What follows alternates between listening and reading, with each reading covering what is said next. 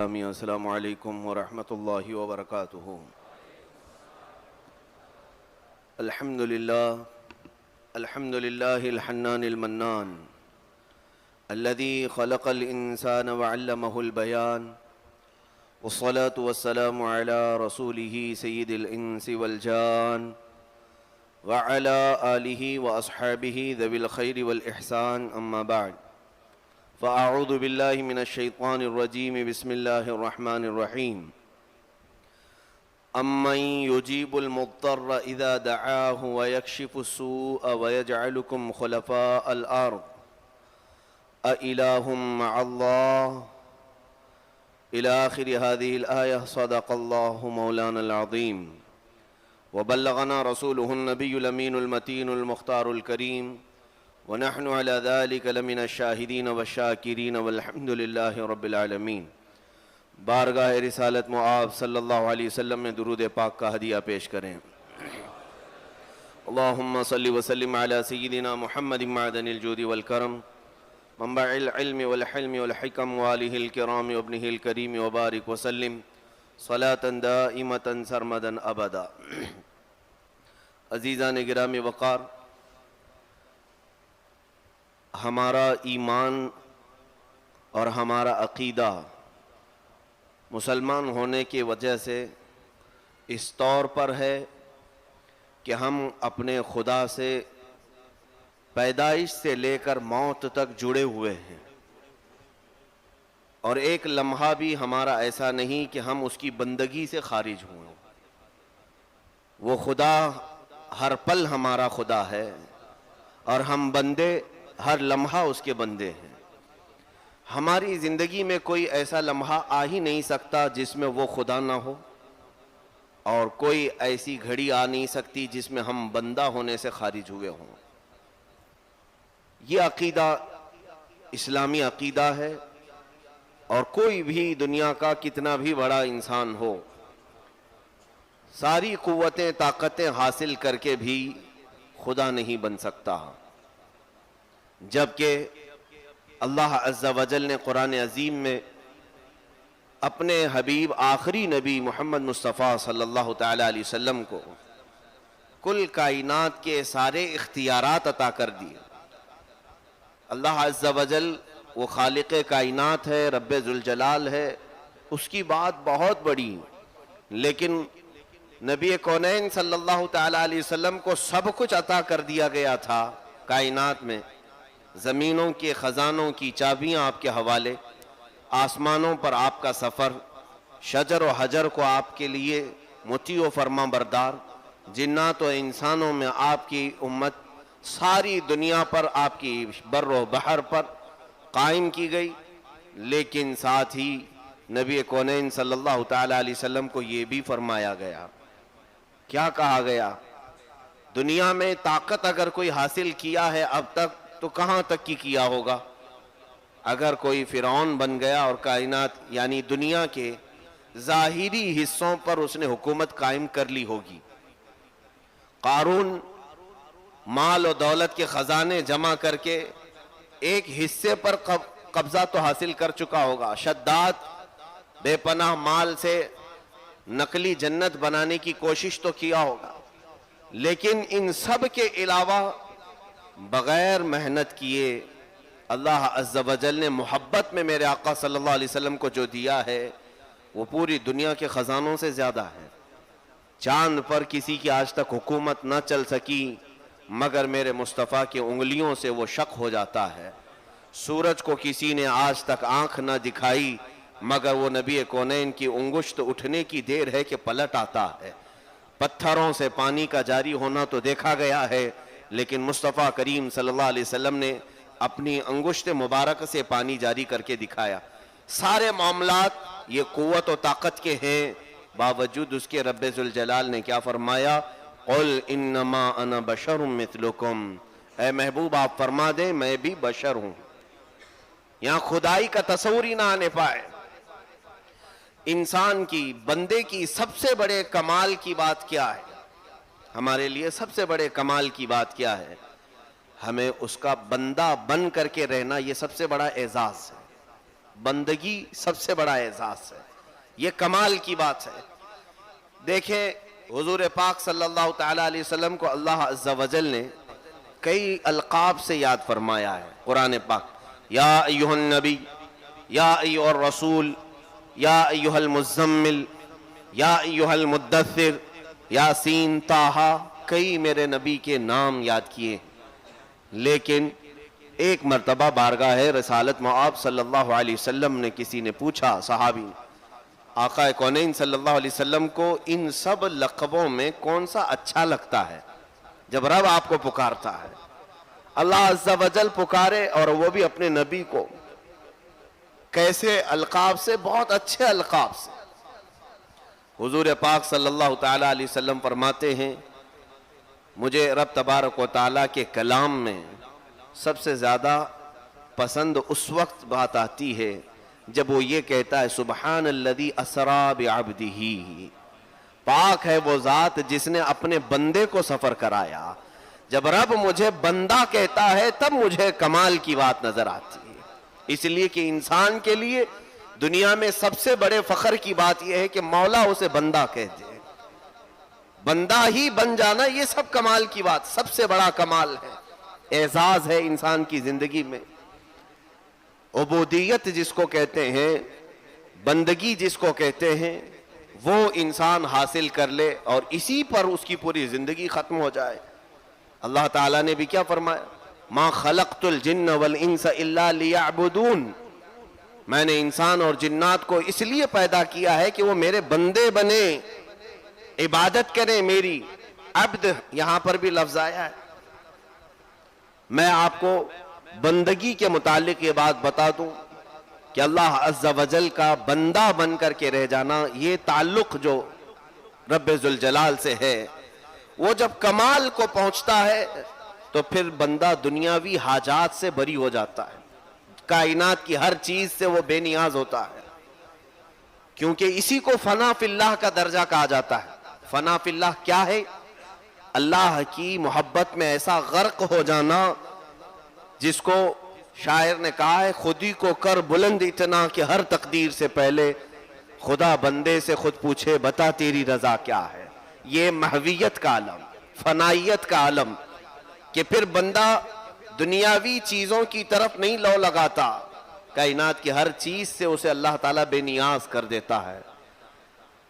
عزیزان گرامی، محمود اور ایاز کے متعلق آپ نے سنا ہوگا، سلطان محمود غزنوی رحمت اللہ علیہ، ان کے وزیر خاص ایاز تھے۔ انہوں نے ایاز کو وزیر اعظم بنا رکھا تھا، اس کی وجہ تھی، لیکن ایاز ایک غریب گھر سے تھے، شریف گھر سے تھے، لیکن اس کے باوجود مقام وزیر اعظم کا تھا۔ دوسرے وزیر حسد میں جلتے تھے کہ اس کی کوئی ویلیو نہیں ہے، اس کا کوئی خاندانی اثر و رسوخ نہیں، بادشاہ نے اسے اتنے بڑے پوسٹ پہ کیسے پہنچایا۔ تو محمود غزنوی تک یہ بات پہنچی تو ایک مرتبہ بادشاہ نے محل میں سارے لوگوں کو بلایا اور ایک نایاب شیشے کی چیز لایا، ہیرے اور موتیوں سے جڑا ہوا کوئی تحفہ تھا، کسی نے دیا تھا یا منگوایا تھا، اس زمانے کے کئی لاکھ درہم کی وہ چیز تھی۔ محمود غزنوی نے اس سامان کی سب کے سامنے تعارف کروایا، انٹروڈکشن ہوا اس کا کہ یہ بہت قیمتی چیز ہے جو میرے دربار میں آئی ہے، اور اس میں جڑا ہوا ہر ہیرا اور ہر موتی بہت ہی عمدہ قیمت کے ہیں۔ اپنے جتنے وزیر تھے ان کو سب کو ایک کے بعد دیگرے بلاتا رہا۔ ایک وزیر سے کہا اس کے بارے میں کیا کہتے ہو؟ یہ جو تحفہ مجھے پیش کیا گیا یہ کیسا لگتا ہے؟ وزیر کو جتنی باتیں ہو سکتی تھی تعریف میں تعریف کیا۔ محمود غزنوی نے کہا اچھا ایک کام کرو، اسے اٹھاؤ اور زمین پر پٹک دو۔ اس نے کہا وزیر نے، بادشاہ سلامت، جان کی معافی چاہتا ہوں، یا آپ جس سے اتنی زیادہ محبت کرتے ہوں وہ میں کیسے توڑ سکتا ہوں؟ ٹھیک ہے۔ بادشاہ نے دوسرے وزیر کو بلایا، اس کی تعریف کی، اسے بھی حکم دیا گیا اٹھاؤ اور توڑو۔ اس نے بھی یہی کہا کہ یہ آپ کی بہت ہی عزیز چیز ہے اور اتنی مہنگی اور اتنی نایاب، اسے کیسے توڑا جا سکتا ہے؟ سبوں نے اپنے اپنی باری میں ایک ایک تعریف کی اور اس ہدیے کو یا اس تحفے کو توڑنے سے منع کیا۔ ایاز کو حکم ہوا، ایاز نے بادشاہ کے حکم کا انتظار کیا۔ بادشاہ نے پوچھا یہ کیسا ہے؟ کہا یہ ویسا ہی ہے جیسے آپ نے فرمایا ہے، جتنا آپ نے بتایا ہے اتنا ہی ہے۔ کہا اٹھاؤ اور اس کو توڑو۔ اٹھایا اور زمین پر پٹک دیا، وہ قیمتی چیز ٹوٹ گئی، بکھر گئی۔ پورے محفل میں جتنے وزراء تھے سب سوچتے رہ گئے کہ اس کی بے وقوفی آج پتہ چل گئی بادشاہ کو، اس کی کم فہمی آج بادشاہ کو پتہ چل گئی۔ بادشاہ بھی اپنے کرسی سے کھڑا ہو گیا۔ تمہیں معلوم نہیں ایاز یہ کتنی قیمتی چیز تھی اور میں اس سے کتنا محبت کرتا تھا، تم نے توڑا کیسے اسے؟ ایاز نے ادب سے کہا حضور یہ شیشے کی چیز، اس میں جڑے ہیرے موتیوں کی چیزیں جتنی مہنگی آپ نے بتایا ہے، اس فقیر کے نزدیک اس سے کہیں زیادہ آپ کے حکم کی قیمت تھی۔ یہ ٹوٹ جائے یہ دنیاوی چیز ہے، مگر آپ کا حکم ٹوٹے یہ میرے لیے گوارا نہیں تھا۔ محمود غزنوی نے اس وقت لوگوں کو بتایا کہ یہ اصل غلامی ہے، دنیا چھوٹے تو چھوٹ جائے لیکن اپنے آقا کا حکم ٹوٹنے نہ پائے۔ بندے اور خدا میں یہ نسبت اور یہ تعلق ہو کہ اللہ عز و جل کی عبادت اور اس کی عبودیت میں بندہ ایسا غرق ہو جائے، کوئی دنیاوی قیمتی سے قیمتی چیز چھوٹے مگر میرے رب کا حکم نہ ٹوٹنے پائے۔ یہی بات تو اللہ عز و جل نے ابلیس لعین سے فرمایا تھا۔ جب آدم علیہ السلام کو سجدہ کرنے کا حکم ہوا، سارے فرشتے سجدے میں چلے گئے، ابلیس نہیں گیا۔ اس سے پوچھا گیا تو اس نے کیا کہا؟ خلقتک من تراب۔ اللہ تعالیٰ سے وہ کہتا ہے خلقتنی من نار وخلقتہ من طین، اے رب تو نے مجھے آگ سے بنایا ہے، آگ اوپر ہوتی اور آدم کو مٹی سے بنایا ہے، اونچی چیز نیچے والی چیز کو سجدہ کیسے کر سکتی؟ اللہ عز و جل نے حکم اسی وقت نافذ فرمایا فَخْرُجْ مِنْهَا فَإِنَّكَ رَجِيمٌ، یہاں سے اب تم نکل جاؤ، مردود ہو گئے ہو۔ وجہ کیا تھی؟ وہ تو دلیل بھی دے رہا تھا شیطان، کیوں نہیں سجدہ کیا؟ اس کے پاس دلیل بھی تھی، آگ بلند چیز ہے، مٹی نیچے والی چیز نہیں۔ مفسرین نے فرمایا رب کا جلال اس لیے آیا کہ ابلیس تو نے صرف آدم کو دیکھا، یہ نہیں دیکھا کہ حکم کس کا تھا۔ اگر تجھے تیرے رب سے اتنا لگاؤ ہوتا، سامنے والی چیز کو تو نہیں دیکھتا، اپنے رب کا حکم سمجھ کر کے جھک جایا کرتا۔ عزیزان گرامی، یہ کمال کی عبودیت ہے، بندگی ہے اپنے رب ذوالجلال کے حضور۔ اور میں آپ کو یہ تعلق بندے اور خدا کا اس لیے عرض کرنا چاہتا ہوں کہ آج ہماری حالتیں ایسی ہیں کہ ہم اللہ کی عبادت کو بھی اپنی دنیاوی معاملات سے سیٹ کرنا چاہتے ہیں۔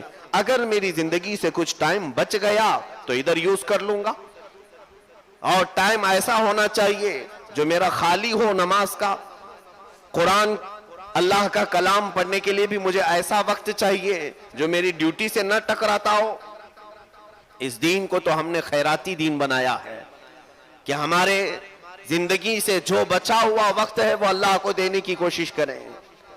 کمال تو اس وقت تھا جب بندہ اپنے طور پر اپنی محبوب چیز قربان کر کے بارگاہ رب العزت میں آ جاتا۔ قرآن میں اللہ عز و جل فرماتا ہے لَن تَنَالُوا الْبِرَّ حَتَّى تُنْفِقُوا مِمَّا تُحِبُّونَ، اس وقت تک تم بھلائی یا کامیابی کو نہیں پہنچ سکتے جب تک کہ اپنی پسندیدہ چیز اس کے لیے قربان نہیں کرتے، اپنی محبوب چیز اس کی راہ میں قربان نہیں کرتے۔ اس زمانے میں سب سے زیادہ پسندیدہ چیز آپ کے لیے آپ کا وقت ہے، آپ کی اولاد، آپ کا مال۔ یہ تینوں چیزوں سے یاد رکھنا امتحان ہوتا رہے گا، امتحان ہوتا رہے گا، اور بندے سے اللہ عز و جل آزمائش کے دور میں یہی دیکھے گا کہ یہ میری پکار پر کس کس وقت حاضر ہوتا ہے۔ اگر میں گنانے لگوں اور احتساب کے دور پر میں آپ کو لے چلوں کہ ہم اپنی زندگی کا جائزہ لینے کے لیے نکل پڑے تو پتہ یہ چلے گا کہ اس وقت ہم نے رب ذوالجلال کو یاد کرنا شروع کیا جب ہمارے گھر میں کوئی حادثہ ہوا، جب ہمارے گھر میں بیماری آئی، جب ہمارا مال خسارے میں آیا۔ یہی ساری حالتیں ہیں جب اللہ عز و جل کی طرف بندے کچھ دوڑ کر کے آتے ہیں۔ اور باقی خوشیوں کے موقع پر جب ہمارے گھروں میں خوشیاں آئیں ایسا ناچنا شروع کر دیا کہ نہ قرآن کا خیال ہے نہ اللہ کا خیال ہے. ایسا بہت کم دیکھا گیا ہے. میتوں پر تو قرآن خوانی ہوتی ہے لیکن کسی گھر میں شادی ہونے والی ہے تو قرآن خوانی کیوں نہیں ہوتی؟ کیا قرآن صرف میتوں کے لیے؟ صرف قرآن مردوں کو ثواب پہنچانے کے لیے؟ بلکہ وہ شفا بھی ہے، برکت بھی ہے، ہمارے لیے زندگی کا ہر دستور ہے. ہماری خوشیوں کے موقع پر تلاوت قرآن کیوں نہیں کیا جاتا؟ اس لیے کہ بندہ خوشیوں میں اپنے رب سے دور ہونے لگتا ہے، بھول جاتا ہے. ہاں جب دکان کی شروعات ہو رہی ہو ڈر لگتا ہے بندے کو، پتہ نہیں دکان چلے گی یا نہیں چلے گی. اسے تعویذ کی بھی ضرورت ہے، فاتحہ کی بھی اور قرآن خوانی کی بھی. دکان چل پڑی اور اتنے گاہک کہ اسے نماز کا بھی وقت نہیں ملتا، تو اب نہ قرآن خوانی چاہیے نہ تعویذ. سب تو ٹھیک ٹھاک چل رہا ہے، کائے کے لیے چاہیے؟ یہ بندوں کا تصور ہے اپنے رب کے حضور. گھر میں نئی شادی ہونے جا رہی ہے، اس شادی سے پہلے ڈر بھی ہے ان کے معاملات صحیح ہوں گے کہ نہیں ہوں گے. ان کے لیے تعویذ چاہیے، ان کے لیے استخارہ چاہیے. قرآن عظیم کی برکتوں سے ان کا رشتہ ہو جائے. رشتہ ہو گیا اور دونوں اس قدر مست ہیں کہ انہیں خیال تک نہیں نہ نماز کا نہ اپنے رب کے حضور سجدہ شکر کا. اتنے دن گزر جاتے ہیں. نئی نویلی شادیوں کو ہم نے عیاشیوں میں ایسے دیکھا، وہ تو باہر کے سفروں پر ایسے گم ہیں کہ کبھی ان کے کانوں میں اذان کی آواز تک نہیں آتی. پھر اس وقت واپس پلٹے جب دونوں میں نا اتفاقی پیدا ہونے لگی، گھروں میں دراڑ پڑنے لگی. پھر واپس آئے اللہ کی طرف یا کسی عالم کی طرف آ کر تعویذ کی خواہش کی. میرے عزیزو، اس زندگی کو سیلفش کہا جاتا ہے، مطلب پرست زندگی ہے جو آج ہم جی رہے ہیں. یعنی جب جب ضرورت ہمیں پڑی تب اللہ کو یاد کرنے لگے. آؤ میں آپ کو بتاؤں وہ انبیاء کرام علیہم الصلاۃ والتسلیم جنہوں نے پوری دنیا ہی ترک کر دی تھی، پھر انہیں کیا چیز لے کر آتی تھی اللہ کی بارگاہ میں. آج تو مجھے سمجھ میں آتا ہے دکان بند ہوئی تو ہم آتے ہیں اللہ کی بارگاہ میں، اولاد نافرمان ہوئی تو ہم آتے ہیں، بیماری آئی تب ہم آتے ہیں. وہ اولیاء کاملین یا انبیاء صادقین سب کچھ چھوڑ کر کے آئے تھے. نہ ان کی کوئی دکان تھی، نہ ان کے اولاد، نہ ان کے گھر بار، پھر بھی اس کے باوجود بارگاہ رب العزت میں کھڑے ہو جاتے. رات تو صبح ہو جاتی، ان کو کون سی چیز لے کر آتی تھی؟ سیدنا یحییٰ علیہ الصلاۃ والتسلیم رات بھر صرف آدھی روٹی کھا کر کھڑے رہتے تھے. آدھی روٹی کھا کر پوری رات کھڑے رہتے تھے اللہ سے مناجات کرتے ہوئے. ایک رات آپ نے پاؤ روٹی زیادہ کھا لی، پونا روٹی. آدھی رات کھڑے ہونے کے بعد تھوڑی سی بدن میں سستی کا احساس ہوا اور سو گئے. آپ پر نیند کا غلبہ آیا، سو گئے. فجر نہ ہوئی تھی کہ اللہ عز و جل کی طرف سے ندا آئی، اے یحییٰ اس پاؤ روٹی نے تجھ کو مجھ سے دور کر دیا. جو تم صبح تک مجھ سے کلام کرتے، میری عبادت میں محو ہوتے، اس پاؤ روٹی نے دور کر دیا. حضرت یحییٰ علیہ الصلاۃ والتسلیم بیدار ہوئے اور جو زندگی میں آدھی روٹی کھاتے تھے پھر بقیہ زندگی میں آپ نے پوری ہی روٹی ہی ترک کر دی. کہا اس روٹی کو بھی چھوڑ دوں جو مجھے میرے مولا سے دور کرتی ہے. یہ انبیاء صادقین تھے، ان کی پریشانیوں کی وجہ سے وہ اللہ کی عبادت میں ایسے مصروف نہیں ہوتے تھے. ان کے گھر بار کی تکلیفوں کی وجہ سے وہ عزلت نشینی، گوشہ نشینی اختیار نہیں کرتے تھے. اللہ تعالیٰ نے ان کے قدموں میں پوری کائنات رکھ دی تھی. اس کے باوجود بھی وہ جو زندگی گزار کر گئے وہ خلوص کی زندگی تھی، بے لوث عبادت جسے کہتے ہیں، بغیر مقصد کی زندگی، بغیر کسی معاوضے کے لیے جینے والی زندگی. اور ہمارا ہر کام بے عوض نہیں ہوتا. ہم سب سے پہلے پوچھتے ہیں، ہمیں سبحان اللہ پڑھنے پر بھی یہ معلوم کرنا پڑتا ہے کہ فضیلت کتنی ہے. الحمدللہ اگر 33 بار پڑھتے ہیں تو ہمیں کیا ملے گا، پہلے ہم یہ پوچھ کر کے تسبیح پڑھتے ہیں. بے ریا عبادت اسے نہیں کہتے، بے غرض عبادت اسے نہیں کہتے. ہم میں سے تو ہر ایک کو وظیفے کی بھی حکمت معلوم کرنا پڑتا ہے. لوگ یہی سوال کرتے ہیں اس وظیفے سے کیا ہوتا ہے؟ پہلے ہمیں یہ بتایا جائے. اولاد ہوتی ہے، مال ملتا ہے، ثواب کتنا ہے؟ اے میرے عزیز، یہ بے ریا عبادت یا بے غرض عبادت نہیں، یہ سب سیلفش چیزیں ہیں.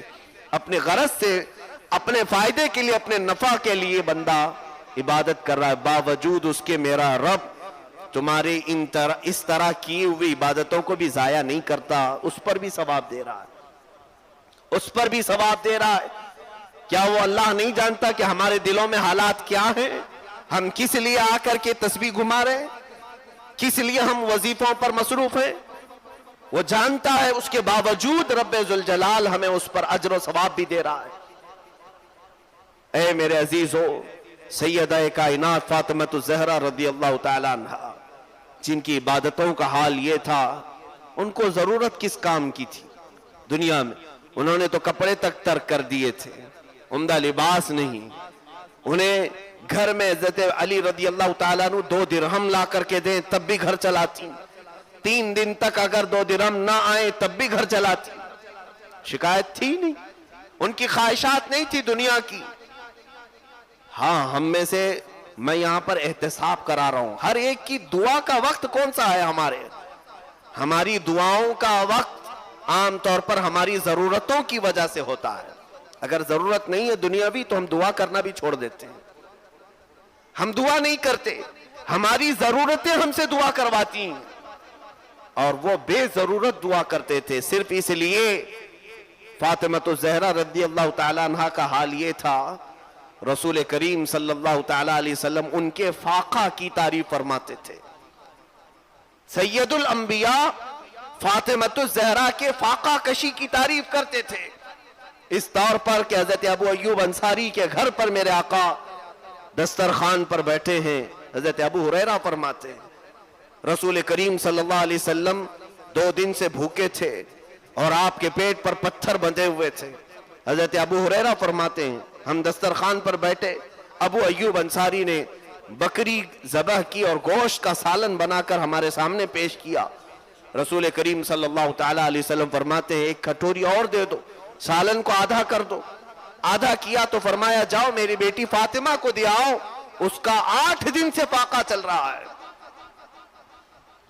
جس کو اس قدر اللہ نے بے نیازی عطا کی ہے، جن کو کسی چیز کی حاجت ہی نہیں رہ گئی، کوئی کھانے پینے کی خواہش، طمع، حرص کچھ نہیں رہ گئی، اس کے باوجود وہ رات بھر سجدے میں کیوں گزاری؟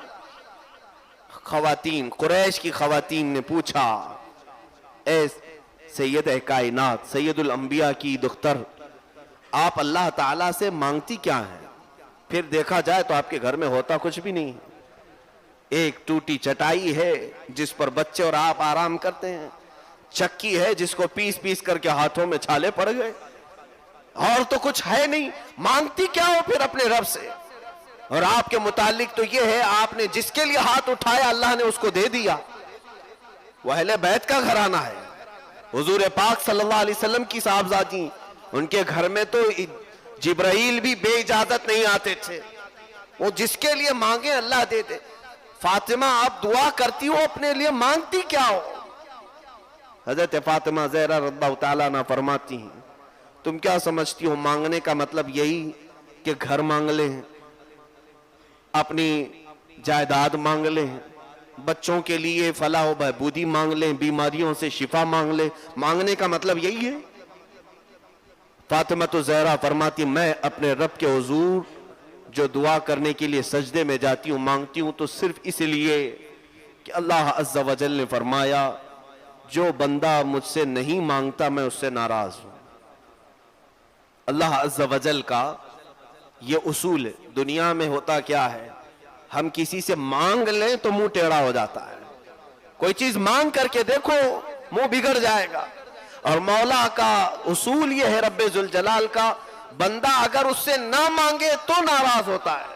کیوں نہیں مانگ رہا میرا بندہ مجھ سے؟ کیا یہ اتنا اپنے اوپر اعتماد کرتا ہے کہ اب اسے میری ضرورت نہیں رہ گئی؟ فاطمہ الزہرا رضی اللہ تعالیٰ عنہ فرماتی ہیں میں ہمیشہ رب کی بندی بن کر کے رہنا چاہتی ہوں کہ مجھے ہمیشہ اس کی حاجت ہے، اسی لیے میں صرف دعا کرتی ہوں، باقی دنیا مانگنے کے لیے نہیں، مولا کو راضی رکھنے کے لیے کہ اے اللہ تو نے مجھے سب کچھ دیا ہے، اس کے باوجود مجھے تیری حاجت ہے، تیری حاجت ہے۔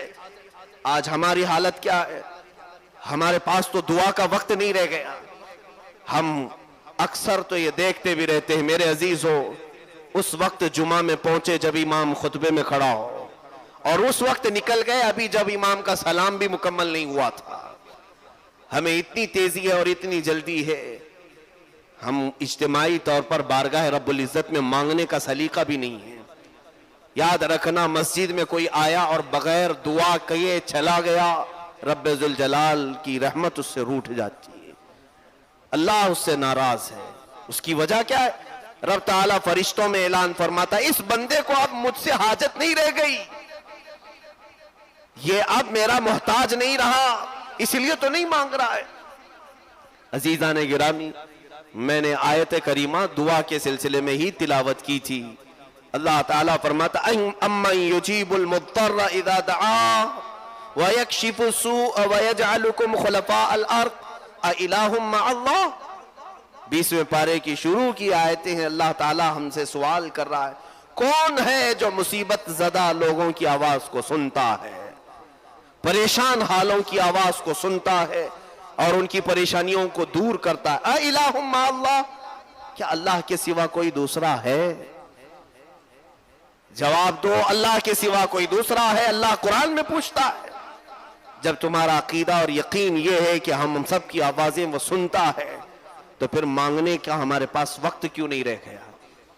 ہمارے پاس اللہ عز و جل سے سوال کرنے کا وقت تک نہیں رہ گیا۔ مجھے ایک بات آپ بتائیں دل پر ہاتھ رکھ کر، رسول مختار صلی اللہ تعالی علیہ وسلم اللہ کے سب سے بڑے محبوب ہیں یا نہیں؟ وہ مالک جنت ہیں، حضور جسے چاہے جنت عطا ہو، جس کے پاس یہ سب کچھ دولت ہو، کیا اس نبی کو پھر دعا کرنے کی ضرورت کیا رہ گئی؟ اللہ تعالیٰ نے سب کچھ اس نبی کو دے دیا، لیکن اس رسول کریم صلی اللہ علیہ وسلم کا حال یہ ہے، دعا کرتے تھے۔ صحابہ فرماتے ہیں اللہ کے حضور جب میرے آقا ہاتھ اٹھاتے تھے، آنکھوں سے آنسو ایسے گرتے کہ آپ کی داڑھی سے پٹ پٹ آنسوں کے گرنے کی آواز آتی۔ میرے رب ذوالجلال کے حضور دعا کے لیے ہاتھ اٹھاتے، جس کے پاس کل کائنات آ گئی۔ خود عائشہ صدیقہ رضی اللہ تعالیٰ عنہ سے فرماتے یا عائشہ لو شئت لسعت معی الجبال ذهبا وفضة، اے عائشہ اگر میں چاہوں تو میرے ساتھ سونے اور چاندی کے پہاڑ چلا کریں گے، میں اگر چاہ لوں تو سونے اور چاندی کے محلات میں رہوں۔ میرے آقا صلی اللہ تعالیٰ علیہ وسلم نے چاہا نہیں، سب کچھ اللہ نے اختیار میں عطا کیا ہے، پھر بھی مانگنے کا سلیقہ دیکھیں۔ میرے آقا صلی اللہ تعالیٰ علیہ وسلم رب ذوالجلال کے حضور مانگتے رہے، صرف اس بنیاد پر کہ اے اللہ میں ہمیشہ تیرا بندہ بن کر کے رہوں۔ اور ہمارے اندر اکڑ زیادہ آ گئی، غرور زیادہ آ گیا، گھمنڈ زیادہ آ گئی، ہم اللہ سے مانگنے سے بھی اب کترانے لگے، دعاؤں سے ہم بھاگنے لگے۔ میرے عزیزوں، پہلے لوگ اولیاء کاملین کے درباروں میں ڈھونڈ ڈھونڈ کر کے جاتے کہ ہمیں دعا میں شامل ہو جانا ہے، ضرورت کسی چیز کی رہے یا نہ رہے دعا میں حاضر ہو جائے۔ اللہ کے نبی صلی اللہ تعالیٰ علیہ وسلم کی چند دعائیں میں آپ کو بتا دوں۔ طائف کا میدان ہے جہاں پتھروں سے میرے آقا صلی اللہ علیہ وسلم کا استقبال کیے طائف والوں نے۔ حضور اکرم صلی اللہ علیہ وسلم کی پیشانی مبارک پر کانچ کے ٹکڑے مارے گئے تھے، جس سے لہو لہان ہوا جسم مبارک۔ حضرت زید بن حارثہ رضی اللہ تعالیٰ عنہ جو حضور صلی اللہ علیہ وسلم کے ساتھ رہا کرتے تھے، آپ کے غلام بھی، آپ فرماتے ہیں روایت میں ہے رسول مختار صلی اللہ علیہ وسلم ان سب پتھروں کے زخموں کو پوچھتے ہوئے باہر نکلے۔ کیا کہتے ہیں صحابہ اس وقت جو تھے؟ وہ کہہ رہے تھے آقا آپ ہاتھ اٹھا دیں گے تو مولا اس پوری قوم کو تباہ کر دے گا، اس لیے کہ طوفان نوح کس کی وجہ سے آیا؟ نوح علیہ السلام نے اللہ سے یہ عرض کیا تھا مولا اب تیرے عذاب کا وقت قریب آ گیا، یہ قوم میری نہیں سنتی۔ اللہ نے عذاب بھیجا، قوم سمود پر ان کے نبی کی بے حرمتی کرنے کی وجہ سے عذاب آیا. قوم عاد پر عذاب آیا نبی کی بے حرمتی پر. خاتم الانبیاء کی بے حرمتی کرنے والوں پر عذاب کیوں نہیں آتا؟ ضرور آتا. بلکہ 2 فرشتے بھی نازل ہوئے تھے. عرض کیا آقا کونین صلی اللہ علیہ وسلم سے آپ فرما دیں تو یہ دونوں پہاڑوں کو ہم ملا دیں گے, یہ بستی ہمیشہ کے لیے ختم ہو جائے گی, طائف شہر ہمیشہ کے لیے ختم ہو جائے گا. رسول کریم صلی اللہ تعالی علیہ وسلم ان کی طرف سے اپنا چہرہ پھیر کر نکلے. اب وہ الفاظ احادیث کریمہ میں پڑھو میرے عزیزو. رب ذوالجلال کے حضور یوں کہتے ہیں اشکو الیک ضعف قوتی وحیلتی, اے اللہ وحوانی علی الناس, میں تیرے دربار میں یہ اقرار کرتا ہوں کہ میری طاقت کم ہے, میں تیرے بندوں پر غالب نہیں آ پایا, میں تیری بات ان کو سمجھا نہیں پایا. آخر میں ان بندوں نے مجھ پر پتھر برسائے, ساری چیزیں اقرار کرتا ہوں اے رب ذوالجلال. آخر میں جو میرے آقا صلی اللہ علیہ وسلم دعا کرتے ہیں روح کو ہلا دینے والی بات ہے. کوئی اتنے پتھروں سے زخمی ہو کر یہ نہیں کہے گا.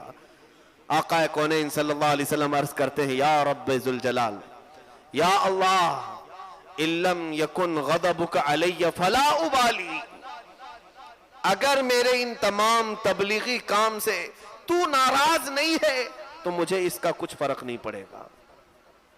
یہ بندے جو کچھ کر رہے ہیں مجھے اس سے کوئی فرق نہیں پڑے گا اے رب, بس میری خواہش یہ ہے کہ تو ناراض نہ ہو, تو ناراض نہ ہو مجھ سے. اس حالت میں بھی میرے آقا صلی اللہ علیہ وسلم اپنے رب کے حضور ہیں.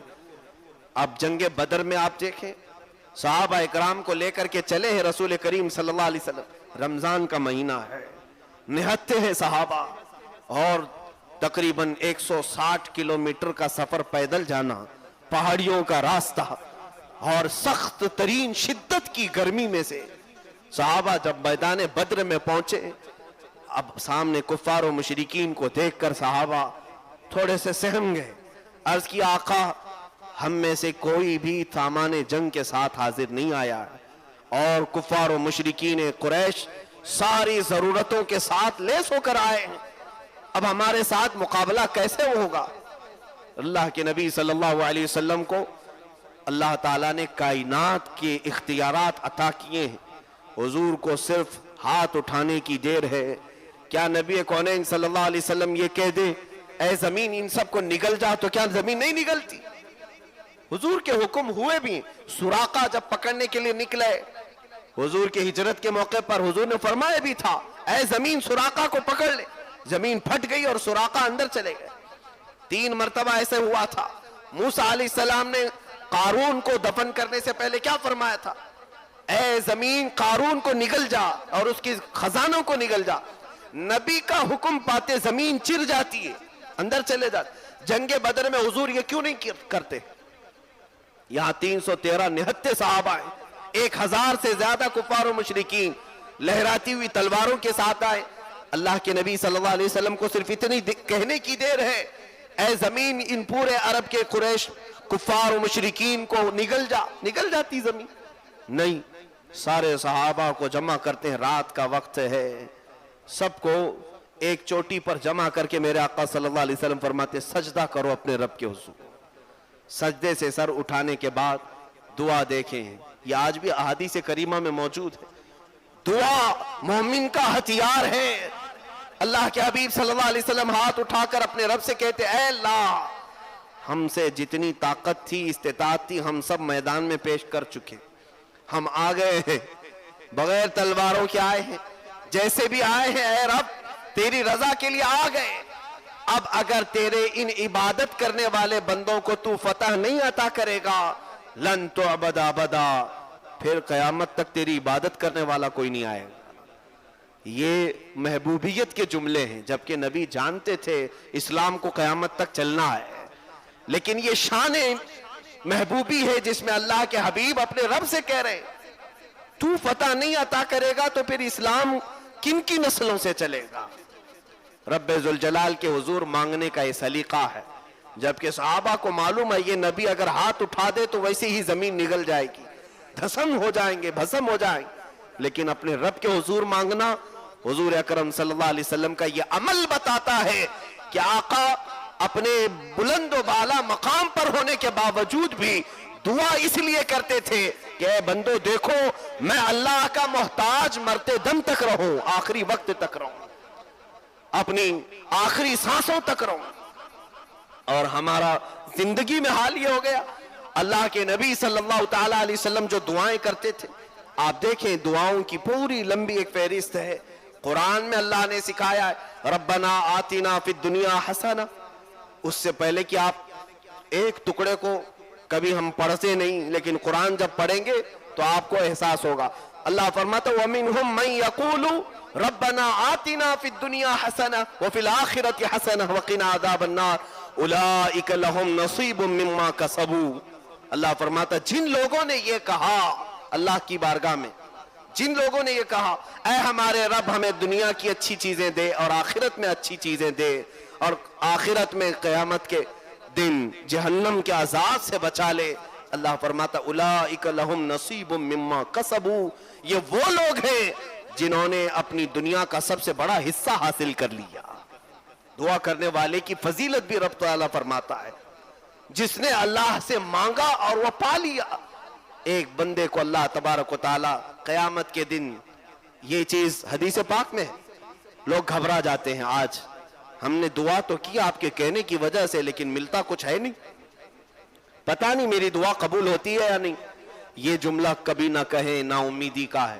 کبھی کبھار کچھ لوگ ہمارے پاس آ کر کہتے ہیں دعا کی درخواست ہر مومن سے کرنا تو چاہیے، آپ میرے لیے دعا کریں اور آپ ہم سے کہیں کہ آپ ہمارے لیے دعا کریں، یہ مومنوں کا شیوا ہے، دستور ہے، لیکن یہ کہنا میری نہیں قبول ہوتی آپ کی قبول ہوتی ہے، تم مایوس ہو اپنے رب سے، اللہ عز و جل کے قبول کرنے پر تمہارا یقین نہیں رہ گیا، یہ مایوسی کفر تک لے جاتی، بندے کو کافر بنا دیتی۔ کبھی یہ نہ کہنا، اس لیے کہ اللہ عز و جل ہر بندے کی سنتا ہے، ہر بندے کی۔ موسیٰ علیہ السلام نے اللہ تعالیٰ سے پوچھا ایک بار، اے رب تیرے پکارنے والے بندوں میں ہر طرح کے بندے ہوتے ہیں، گنہگار بھی ہوتے ہیں، نیکوکار بھی ہوتے ہیں، جب وہ تجھے پکارتے ہیں تو تو انہیں جواب کیسے دیتا ہے؟ سنو، اللہ تعالیٰ فرماتا ہے اے موسیٰ مجھے پکارنے والے اچھے لوگ بھی ہوتے ہیں، برے بھی، جب نیک لوگ مجھے پکارتے ہیں ربنا کہہ کر یا ربی کہتے ہیں تو میں ان کے جواب میں کہتا ہوں لبیک یا عبدی، اے بندے بول میں تیرے لیے حاضر ہوں، میں حاضر ہوں۔ موسیٰ علیہ السلام خوش ہوئے، ایک نیک بندہ جب رب کو پکارتا ہے تو رب کی طرف سے جواب آتا ہے لبیک یا عبدی۔ پھر اللہ تعالیٰ فرماتا ہے اے موسیٰ جب گناہوں میں مصروف گناہ ترک کر کے بندہ آتا ہے، ایک گناہگار مجھے پکارتا ہے یا ربی، تو میں اس کے جواب میں 70 بار لبیک یا عبدی کہتا ہوں، 70 بار کہتا ہوں، اے بندے بول میں حاضر ہوں، اے بندے بول میں حاضر ہوں۔ موسیٰ علیہ السلام نے عرض کیا ہے رب ذوالجلال ایسا کیوں؟ نیک بندہ جب پکارتا ہے ایک ہی بار تو جواب دیتا ہے، اور گنہگار جب پکارتا ہے 70 بار تو جواب دیتا ہے۔ اللہ کے اس کرم پر قربان جاؤ میرے عزیزو، دعا سے تم نہ بھاگو، بے نیاز نہ ہو۔ اللہ فرماتا ہے اس لیے کہ نیک جب مانگتا ہے تو اسے یہ بھروسہ ہوتا ہے میرے پاس نمازیں ہیں، زکوٰۃ ہے، حج ہے، جو کچھ بھی ہے، ان اعمال کے بھروسے پر وہ مجھ سے مانگتا ہے۔ اور جب ایک گنہگار مانگتا ہے اس کے پاس کچھ نہیں ہوتا، صرف مجھ پر یقین کر کے مانگتا ہے، اس کا صرف مجھ پر بھروسہ ہوتا ہے، اس لیے میں اس کے جواب میں 70 بار کہتا ہوں لبیک یا عبدی۔ کون کہتا ہے کہ وہ اللہ نہیں سنتا؟ اور جو یہ کہتا ہے وہ کافر ہے، اس کا اسلام سے کوئی تعلق نہیں۔ اللہ عز و جل ہر ایک کی مصیبتوں کی خبر لیتا ہے، وَمَا اللَّهُ بِغَافِلٍ عَمَّا تَعْمَلُونَ، اللہ تمہارے کیے ہوئے کاموں سے بھی غافل نہیں اور تمہاری باتوں کو بھی سنتا ہے۔ اِنَّكَ لَسَمِيعُ الدُّعَاء، یہ بھی کہا گیا ہے قرآن، اے اللہ تو دعاؤں کو ضرور سننے والا ہے۔ اب سنیے، ہم میں سے جو لوگ یہ کہتے ہیں ہماری قبول ہوتی ہے یا نہیں پتہ نہیں، ان لوگوں کے لیے بہت بہتر روایت حدیث پاک میں ہے، دعا تو کرتے رہے، دعا کرتے رہے، ملا نہیں، بچے مانگتے رہ گئے، زندگی میں ایک بیٹا بھی نہیں ہوا، کوئی بات نہیں، مومن کے لیے کوئی بھی چیز اللہ تعالیٰ نے رائے گاں اور ضائع ہونے والی چیز رکھا ہی نہیں۔ قیامت کے دن اس بندے کو رب تعالیٰ بلائے گا اور بلا کر نیکیوں کا ایک ڈھیر ہوگا جو پہاڑ کی طرح ہوگا۔ اللہ تعالیٰ فرمائے گا آج تجھے نیکیوں کی ضرورت ہے؟ کہا ہاں مولا، چند نیکیاں بھی ملے تو میری بخشش ہو جائے۔ اللہ تبارک و تعالیٰ فرشتوں سے حکم فرماتا ہے اسے لے جاؤ اس پہاڑ بھری نیکیوں کی طرف، یہ سب اس کی ہیں۔ وہ بندے کو فرشتے دکھاتے یہ سب نیکیاں تیری ہیں، پہاڑ کے برابر۔ کہتا اتنی نیکیاں تو مجھ سے ہوئی نہیں تھیں، یہ کس عوض میں دی جا رہی ہیں مجھے، یہ کس چیز کا انعام ہے؟ اللہ عز و جل فرماتا ہے اے بندے یہ انعام نہیں، دنیا میں تو مجھ سے مانگا کرتا تھا، میں نے دنیا میں تجھے نہیں دیا، تیری وہ ساری دعائیں میں نے آخرت کے لیے سنبھال رکھی تھی، آخرت میں تجھے دینے کے لیے رکھا تھا، اب وہ سب اتنی ہو گئی کہ آج تیری بخشش کا ذریعہ بن گئی۔ وہ بندہ اس وقت پکار کر کہتا، حدیث میں میرے آقا فرماتے اے رب کائنات کاش تو میری دنیا میں کوئی دعا نہیں قبول کرتا، سب آخرت کے لیے رکھتا، تو آج میں میری نیکیاں اوروں کو بانٹ بھی رہا ہوتا۔ جو گھبراتے مایوس ہو کر دعاؤں کو ترک کر دیتے ہیں، دعا سے کیا ہوتا ہے؟ یاد رکھو دعائیں سنی جاتی ہیں، یہ اور بات ہے کہ کچھ کو یہاں دے دیا جاتا ہے اور کچھ کو آخرت کے لیے رکھ دیا جاتا ہے۔ اب سنیے، مانگنے والا الگ الگ انداز میں مانگتا ہے، کوئی گڑ گڑا کر، کوئی رو کر، کوئی بے توجہی کے ساتھ، جیسے بھی، کچھ کو بہت جلدی ملا اور کچھ کو برسوں تک نہیں ملا۔ فرشتے کچھ لوگوں کے مانگنے پر اللہ کی بارگاہ میں سفارش کرتے ہیں۔ ہم جب دعا کرتے ہیں یہ مت سمجھنا کہ ہماری دعاؤں کی قبولیت کے لیے کوئی اور وسیلہ ملتا ہے کہ نہیں ملتا، بلکہ وہ ملائکہ جو ہماری دعاؤں کو اللہ تک پہنچاتے ہیں وہ سفارش کرتے ہیں اے رب وہ بندہ کب سے رو رہا ہے، کب سے تجھ سے مانگ رہا ہے، اسے تو عطا کر دے۔ فرشتے سفارش کرتے ہیں حدیث پاک میں، تب جانتے ہو اللہ تعالیٰ کیا جواب دیتا ہے؟ ارشاد فرماتا ہے اے فرشتو میں بہت اچھی طرح سے دیکھ رہا ہوں، بہت دنوں سے وہ روتا ہے اور مانگتا ہے، اے ملائکہ میں اس کو اس لیے نہیں دیتا کہ اس کا مانگنا مجھے بہت اچھا لگتا ہے، میں اسے ابھی دے دوں تو وہ مانگنا بند کر دے گا، وہ جب تک مانگتا رہے مجھے اچھا لگتا ہے، اس کا مانگنا مجھے پسند ہے۔ بندوں کے مانگنے کو بھی اللہ پسند کرتا ہے، دعائیں بھی رب تعالیٰ کو پسند ہوتی ہیں۔ مانگنے سے اس طرح سے بے نیازی نہ دکھاؤ کہ ہمارے پاس وقت ہی نہیں رہ گیا، یہ تعلق باللہ سب سے زیادہ دعا سے حاصل ہوتا ہے۔ اللہ سے جو سب سے بڑا گہرا تعلق قائم کرتے ہیں وہ دعاؤں سے حاصل کرتے ہیں۔ کیا آپ نے تاریخ میں وہ ساری چیزیں نہیں سنی؟ بڑے بڑے گنہگار رہے موسیٰ علیہ السلام کے زمانے میں بھی، اللہ تعالیٰ حکم فرمایا تھا کہ اے موسیٰ اگر یہ بندہ تمہارے مجمع میں رہے گا تو عذاب آ جائے گا، اس کو موسیٰ علیہ السلام نے نکال دیا، قوم سے نکالا اور پہاڑ کی ایک چوٹی پر جا کر وہ رونے لگا، سب لوگوں نے اس کا ساتھ چھوڑ دیا، اب روتے روتے وہ بھی پکارتا ہے اے مولا تو نے تو فرمایا مصیبت زدہ لوگوں کی آواز کو تو سنتا ہے، تجھ سے زیادہ کون میری آواز کو سننے والا ہے اور مجھ سے زیادہ مصیبت میں کون ہے؟ اللہ عز و جل نے فرشتوں کو اس کے بھائی بہن بنا کر یعنی شکلیں دے کر کے بھیجا اور وہ اس کی تیمارداری کرتے رہے، انتقال بھی ہو گیا۔ تب پھر اللہ نے موسیٰ علیہ السلام کو حکم دیا اے موسیٰ جاؤ فلاں پہاڑ پر میرے ایک محبوب بندے کا انتقال ہوا، اس کا جنازہ اٹھاؤ۔ آ کر کے دیکھتے موسیٰ علیہ السلام تو یہ وہی تھا جس کو چند دنوں پہلے گناہوں کی وجہ سے شہر سے نکالا گیا تھا۔ رب تعالیٰ سے آپ نے پوچھا کہ یہ محبوب کیسے ہو گیا؟ اللہ نے فرمایا ہے موسیٰ وہ خطا کار سیاکار تھا، لیکن جب وہ گڑ گڑا کر مجھ سے مانگنے لگا تو میں نے اس کے تمام گناہوں کو معاف کر دیا۔ مانگنے کا یہ بھی نتیجہ ہے، یہ بھی رزلٹ ہے۔ ہم اپنی زندگی میں کسی بھی ایسے لمحے کو آنے نہ دیں جس میں یہ احساس ہوتا ہو کہ ہم کو رب کی ضرورت نہیں۔ ہمارے دن رات، ہماری صبح و شام اللہ کے حضور دعا کرتے ہی گزرے، دعا کرتے ہی گزرے۔ آپ کو پتا ہے ہمارے اسلام میں کتنی دعائیں ہماری زندگی میں شامل کر دی گئی؟ سب سے زیادہ اگر یوزفل کوئی ورڈ ہمارے پاس ہے تو السلام علیکم. ہم ایک دوسرے سے ملتے بھی ہیں تو کیا کہتے ہیں؟ السلام علیکم. یہ دعا ہے. ہم اپنے بھائی کے لیے کہتے ہیں اللہ کی سلامتی ہو تجھ پر. دعا سے ہمیں دور نہیں رکھا گیا. اس کی وجہ یہ ہے کہ بندہ جب تک دعا کرتا رہتا ہے وہ بندہ رہتا ہے، اور جس دن وہ دعا چھوڑ دیا متکبر، غرور اور گھمنڈی خدا بننے کی کوشش کر رہا ہوتا ہے. اب اسے کسی چیز کی حاجت نہیں رہ گئی، مانگنا چھوڑ دیا، بے نیاز ہو گیا ہے. اسی لیے میرے آقا صلی اللہ تعالی علیہ وسلم بھی سارے کمالات ہونے کے باوجود بھی مانگتے ہی رہے، مانگتے ہی رہے، رب ذوالجلال سے مانگتے ہی رہے.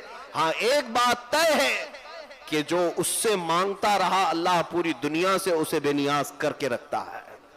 اسی لیے تو ہمیں سورہ فاتحہ میں اس نے کیا سکھایا؟ ایاک نعبد و ایاک نستعین. اے رب ہم تیری ہی عبادت کرتے ہیں اور صرف تجھ سے ہی مانگتے ہیں. اور دعا جو بندہ کثرت سے رب ذوالجلال کے حضور کرتا ہے اس کی پوزیشن اللہ ایسی بناتا ہے کہ اس کا ہاتھ پھر کسی کے سامنے نہیں پھیلنے دیتا. یہ اور بات ہے کہ پوری کائنات اس سے بھیک مانگتی ہے لیکن وہ کسی سے نہیں مانگتا. اولیاء کاملین کی زندگی یہی تو نمونہ ہے. سرکار غریب النواز رضی اللہ تعالیٰ عنہ کا آستانہ لاکھوں کا مجمع آج بھی مانگنے کے لیے پہنچتا ہے. اس کی وجہ یہ ہے کہ وہ خواجہ ہند اپنی پوری زندگی رب سے مانگتے رہے. اللہ نے ان کو کائنات کی اشیاء سے بے نیاز رکھا اور کبھی کسی کے سامنے مانگنے والا نہیں بنایا، مانگنے والا نہیں بنایا. آج میرے عزیزوں دعا سے بیزاری اختیار نہ کرو.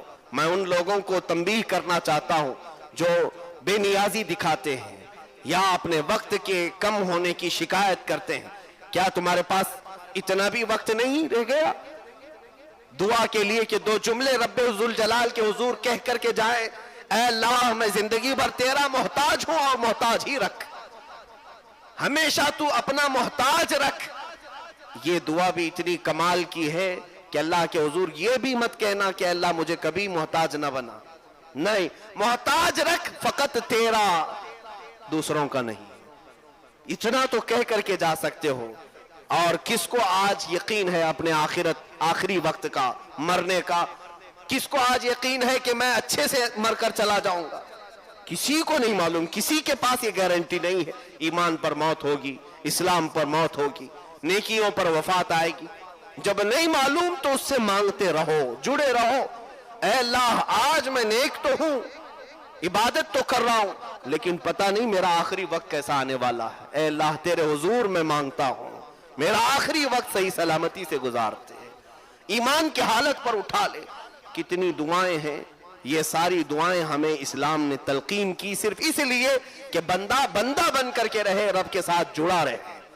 اور جو مانگنے سے کتراتے ہیں اور بھاگتے ہیں ان کی زندگی میں غرور بھر جاتا ہے، تکبر بھر جاتا ہے، گھمنڈ بھر جاتا ہے. اور ہم نے دیکھا ہے مسجد میں مانگنے سے شرم آئی، اللہ نے انہیں ہر ایک کی جوتیوں کے سامنے جھکنے پر مجبور رکھا ہے.